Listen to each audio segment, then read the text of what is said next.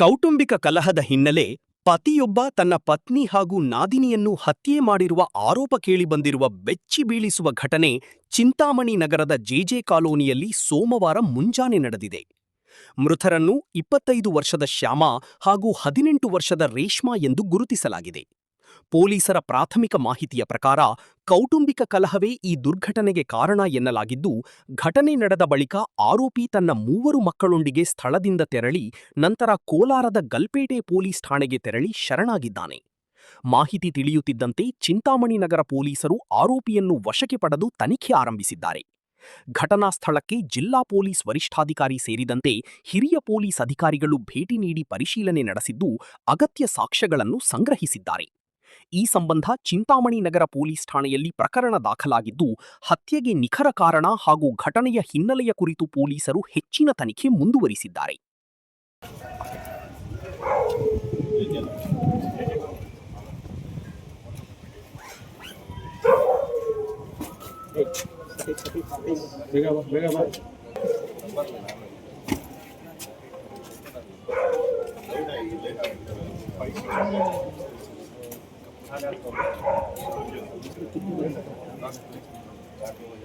Early morning.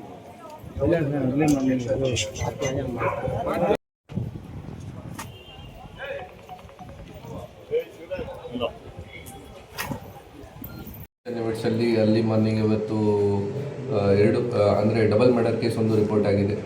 ಈ ಕೇಸಲ್ಲಿ JJ ಕಾಲೋನಿಯಲ್ಲಿ ಒಂದು ಮನೆಯಲ್ಲಿ ನಮಗೆ 2 ಜನ ಲೇಡೀಸ್ದು ಬಾಡಿ ಸಿಕ್ಕಿದೆ. Both ladies are sisters. ಈ ಕೇಸ್ದು ಇನ್ವೆಸ್ಟಿಗೇಷನ್ ಆದಮೇಲೆ ನಮಗೆ ಮಾಹಿತಿ ಸಿಕ್ಕಿದೆ ಕಿ ಈ ಲೇಡಿ ಯಾರು ಇದ್ದಾರೆ ಶಮಾ, ಅವ್ರದ್ದು ಹಸ್ಬೆಂಡ್ ಎಜಾಜ್, ಇವ್ರದ್ದು ಮದುವೆ ಆಗಿತ್ತು ಗಲ್ಪೇಟೆ ರೆಹಮತ್ ನಗರಲ್ಲಿ ವಾಸ ಇದೆ. ಈ ಶಮಾ ಇವರದು ಮತ್ತು 3 ಮಕ್ಕಳು ಇದ್ದಾರೆ. ಸೊ ಶಮಾದು ಮದರ್ದು ಡೆತ್ ಆಗಿತ್ತು 2-3 ತಿಂಗಳು ಹಿಂದೆ. ಸೊ ಅವರು ಅಲ್ಲಿಂದ ಮಕ್ಕಳ ಜೊತೆಗೆ ಚಿಂತಾಮಣಿಗೆ ಬಂದಿದ್ದರು ಆ ಟೈಮ್ಗೆ. ಆಮೇಲೆಯಿಂದ ಇವರು ಸುಮಾರು ಬಾರಿ ಅವರಿಗೆ ವಾಪಸ್ ಕರೆದಿದ್ದಾರೆ, ಇವರು ವಾಪಸ್ ಹೋಗಲಿಲ್ಲ. ಈ ಕಾರಣ ಬಗ್ಗೆ ಸುಮಾರು ಬಾರಿ ಇವರದು ಮ್ಯಾರಿಟಲ್ ಡಿಸ್ಪ್ಯೂಟ್ಸ್ ಮತ್ತು ಜಗಳ ಆಗಿದ್ದು, ಕ್ವಾರಲ್ಸ್ ರೆಗ್ಯುಲರ್ ಆಗಿ ಆಗ್ತಾಯಿತ್ತು. ಇವತ್ತು ಬೆಳಿಗ್ಗೆ ಇವರು ನಮ್ಮ ಆರೋಪಿ ಎಜಾಜ್ ಅಲ್ಲಿಂದ ಅರೌಂಡ್ 5 ಗಂಟೆಗೆ 5ವರೆಗೆ ಬಿಟ್ಟಿದ್ದೀರ ಗಲ್ಪೇಟೆಯಿಂದ ಒಂದು ಬೈಕಲ್ಲಿ.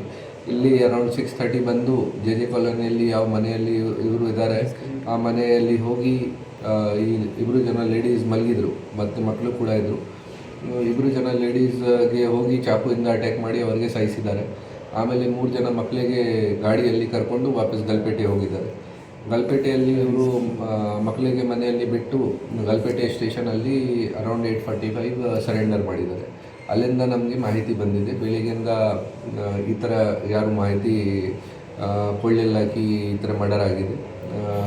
ಇವರು ಯಾವಾಗ ಸರೆಂಡರ್ ಮಾಡಿದರೆ ಆಮೇಲೆ ಇದು ಎಲ್ಲರ ಗಮನಕ್ಕೆ ಬಂದಿದೆ ಕಿ ಈ ಥರ ಇನ್ಸಿಡೆಂಟ್ ಆಗಿದೆ ಇಲ್ಲಿ. ಈಗ ನಾವು ಅಲ್ಲಿಂದ ಆರೋಪಿಗೆ ಸೆಕ್ಯೂರ್ ಮಾಡಿ ಕರ್ಕೊಂಡು ಬರ್ತಾ ಇದ್ದೀವಿ. ಬೇಸಿಕ್ ಮೆಟಲ್ ಡಿಸ್ಪ್ಯೂಟ್ ಕರೆಂಟ್ ಬಗ್ಗೆ ಇದು ಇನ್ಸಿಡೆಂಟ್ ಆಗಿದೆ. ಗಲಾಟ ಅವ್ರದ್ದು ಮೊದಲಿಂದ ಆಗ್ತಾಯಿತ್ತು. ಅವರಿಗೆ ಮನೆಯಲ್ಲಿ ವಾಪಸ್ ಬನ್ನಿ ಈ ಥರ ಕರೀತಾ ಇದ್ರು. ಈ ಕಾರಣ ಬಗ್ಗೆ ಗಲಾಟ ರೆಗ್ಯುಲರ್ ಆಗಿ ಆಗ್ತಾಯಿದ್ರು. ಇವರು ವಾಪಸ್ ಹೋಗಲಿಲ್ಲ 3 ಮಂತ್ಸಿಂದ.